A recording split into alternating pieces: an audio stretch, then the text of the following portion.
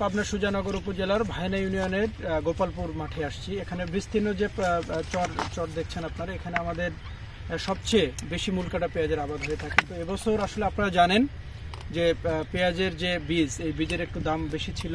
তারপর কৃষকরা যেহেতু গত বছরে এবং তার আগের বছরে তারা দাম ভালো পেয়েছিল, সেজন্য তারা ব্যাপক উৎসাহ এবং উদ্দীপনা নিয়ে কিন্তু এবছর মূলকাটা পেঁয়াজ লাগে। এবং এখন পর্যন্ত আপনারা দেখছেন, এই যে আমার হাতে আপনারা দেখছেন যে এখন পর্যন্ত আমাদের মূলকাটা পেঁয়াজের যে ফলন, আসলে ফলন দেখে আমরা সত্যি অভিভূত যে এখন পর্যন্ত যে ফলনটা হয়েছে, কৃষকরা ফলনে কিন্তু খুবই খুশি।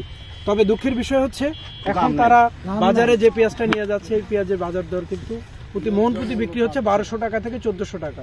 তো আমরা যেটি কৃষি বিভাগের আমাদের এস্টিমেশন আমরা দেখেছি যে এক কেজি পেঁয়াজের উৎপাদন খরচ কমপক্ষে 40 থেকে 42 টাকা হচ্ছে।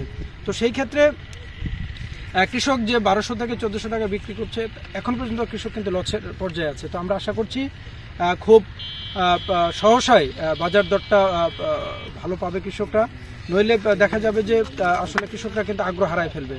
তবে আমরা কৃষকদেরকে কৃষি বিভাগের পক্ষ থেকে যেটি পরামর্শ দিচ্ছি যে কৃষক যেন পেঁয়াজ যেন পরিপক্ক, একেবারে ম্যাচিউরড হওয়ার পরে যেন বাজারে নিয়ে আসে। আসলে দামের আশায় যেন খুব অপরিপক্ক পেঁয়াজগুলোকে তারা যেন বাজারে না আসে, সে ব্যাপারে আমরা কৃষককে আমরা নিরুৎসাহিত করছি।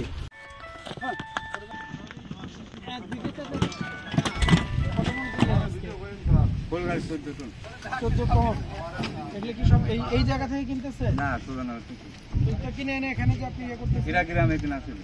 ও আচ্ছা, এটা গ্রামে কেনা ছিল। ওখানেও কিনছেন, এখানেও সবগুলো কয়টা ট্রাক যাবে আপনার? আমার একটাই। তাহলে এটা আমি সকালবেলা মাল কেনার সময় 17 টাকা কিনছি, 50 টাকা খরচ হবে, 17.5 টাকা। ওরা মনে করবেন 50 টাকা বেশি লাভ হবে, না হলে 2000 টাকা আপনাকে মন বেচতে হবে, কেরিং সহ।